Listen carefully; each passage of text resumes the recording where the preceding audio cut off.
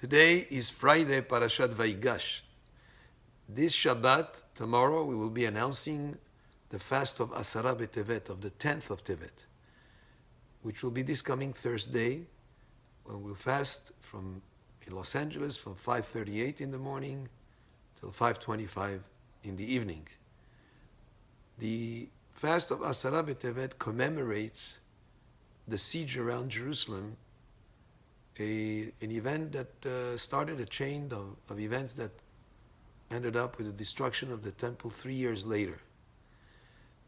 This date also nowadays has been declared by our rabbis, our sages, as the date of commemoration for those who perished in the Holocaust, for whom we do not know the exact date of their Askara, the exact date of their anniversary.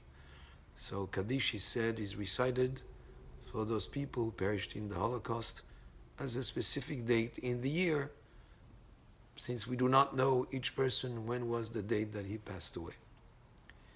The interesting thing about the fast of Asara Betevet is that even if it happens to be on Shabbat, we would fast on Shabbat. Now we know that Shabbat, there is a mitzvah to eat the 3 meals of Shabbat and to have a pleasant time on Shabbat. So how could it be that we would fast on Shabbat if the 10th of Tevet falls on Shabbat? Even the fast of Tisha B'Av, if the 9th of Av happened on Shabbat, we postpone it to Sunday. Only Yom Kippur, if it happens on Shabbat, we fast on Shabbat. Yom Kippur is a fast that is from the Torah. When these fasts like Tisha B'Av or Asara Betevet or 17th of Tammuz are rabbinic fasts.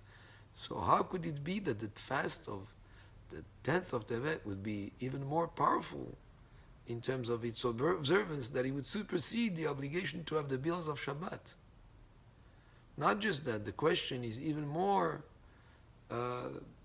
we wonder more, why is it that way? Because after all, the 10th of Tevet commemorates something that happened before the destruction of the first temple, but the temple was rebuilt again, and on the second temple, we had a temple for over 400 years after that.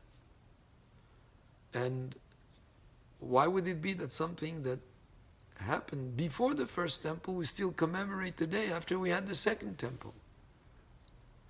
And even to have more importance than Tisha B'Av, in a sense that you would fast on Shabbat, is even more of a question, because the siege lasted for 3 years.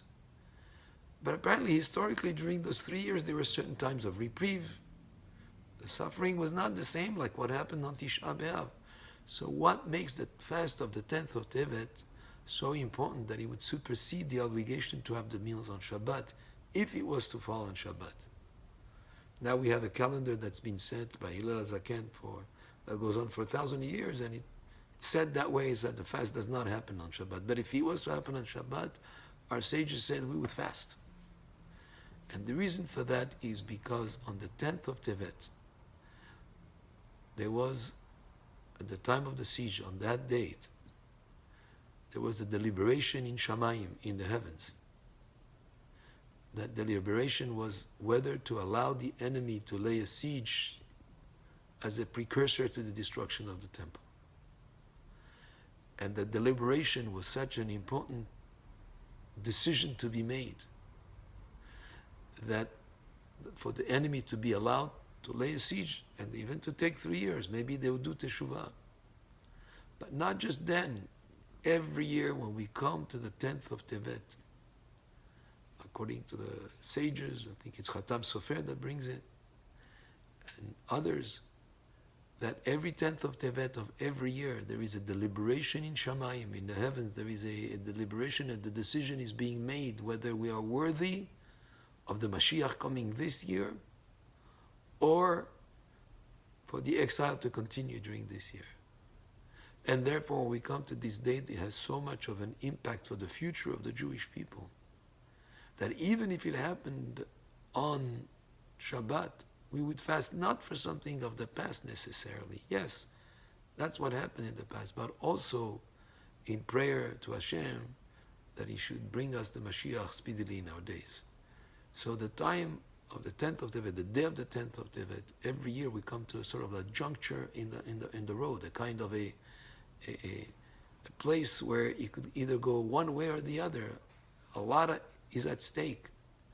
Is the Mashiach going to come this year, or is not going to come? There is a deliberation in Shamayim. Are we worthy or not worthy? So the fast in itself is not just a fast for the sake of a fast. Is to put us in the state of mind of humility, so that He will bring us into the state of mind that would be conducive to do teshuvah, to look into our actions, to see what we can improve, so we can merit the Mashiach coming. B'mera b'yameinu amen. Baruch Adonai le'olam, amen ve'amen. Shabbat shalom.